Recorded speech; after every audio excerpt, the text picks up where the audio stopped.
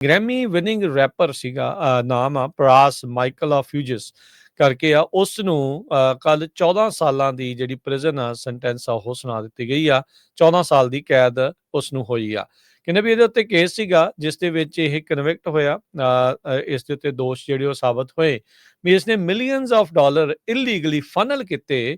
Foreign contributions ਜਿਹੜੀਆਂ ਸੀਗੀਆਂ, ਬਾਹਰਲੇ ਮੁਲਕਾਂ ਦੀਆਂ ਕੰਟਰੀਬਿਊਸ਼ਨਸ, ਸਾਬਕਾ ਰਾਸ਼ਟਰਪਤੀ ਓਬਾਮਾ ਉਹਨਾਂ ਦੇ 2012 ਦੇ ਰੀ ਇਲੈਕਸ਼ਨ ਕੈਂਪੇਨ ਦੇ ਵਿੱਚ।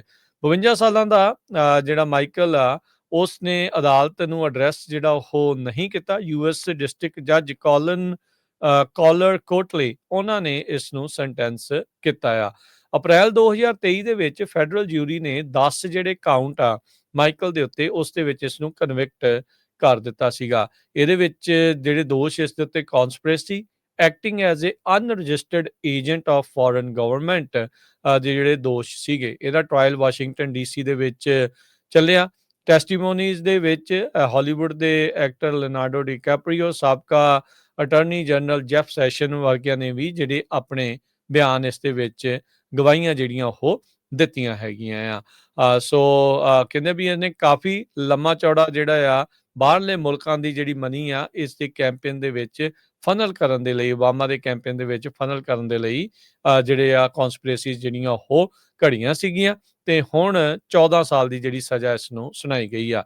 ਇਸ ਦਾ ਜਿਹੜਾ ਡਿਫੈਂਸ ਦਾ ਅਟਾਰਨੀ ਵਕੀਲ ਆ ਮਾਈਕਲ ਦਾ ਪੀਟਰ, ਉਹਨੇ ਕਿਹਾ ਵੀ ਇਹ ਡਿਸਪ੍ਰਪੋਰਸ਼ਨੇਟ ਆ। ਜਿੰਨੀ ਜਿਹੜਾ ਇਹਦਾ ਓਫੈਂਸ ਸੀ ਉਹਦੇ ਹਿਸਾਬ ਦੇ ਨਾਲ ਇਸ ਨੂੰ ਸਜ਼ਾ ਬਹੁਤ ਜ਼ਿਆਦਾ ਲੋੜੋਂ ਵੱਧ ਕਹਿੰਦੇ ਵੀ ਉਹ ਦੇ ਦਿੱਤੀ ਗਈ ਆ। ਇਹਦਾ ਜਿਹੜਾ ਅਟਾਰਨੀ ਉਹ ਕਹਿੰਦਾ ਸੀਗਾ ਵੀ ਇਸ ਨੂੰ 3 ਸਾਲ ਦੀ ਸਜ਼ਾ ਜਿਹੜੀ ਉਹ ਹੋਵੇ।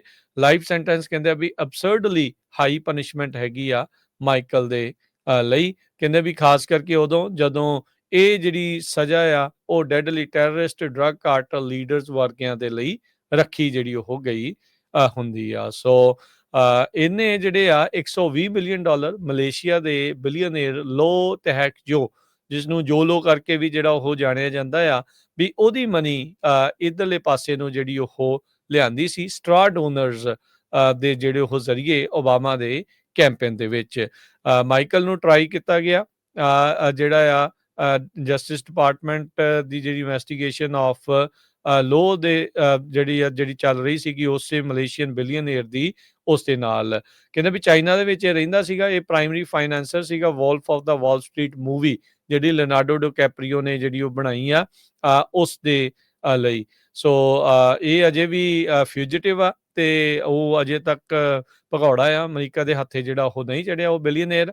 ਤੇ ਹੁਣ ਕਹਿੰਦੇ ਵੀ ਉਹ ਕਹਿੰਦਾ ਵੀ ਮੈਂ ਉੱਦਾਂ ਇਸ ਦੇ ਵਿੱਚ ਨਿਰਦੋਸ਼ ਹੈਗਾ ਆ, ਪਰ ਉਸ ਦੀ ਜਿਹੜੀ ਮਨੀ ਇਸਨੇ ਇਸ ਪਾਸੇ ਵੱਲ ਨੂੰ ਲਿਆਂਦੀ ਆ ਓਬਾਮਾ ਦੇ ਜਿਹੜੀ ਆ ਰੀ ਇਲੈਕਸ਼ਨ ਕੈਂਪੇਨ ਦੇ ਵਿੱਚ ਜਿਹੜੀ ਉਹ ਫਨਲ ਕੀਤੀ ਆ, ਉਸ ਦੇ ਲਈ ਜਿਹੜਾ ਹਰਜੋਤ ਸਿੰਘ ਜੀ ਹੁਣ ਇਸ ਨੂੰ 14 ਸਾਲਾਂ ਦੀ ਜਿਹੜੀ ਸਜ਼ਾ ਆ ਉਹ ਸੁਣਾ ਦਿੱਤੀ ਗਈ ਆ।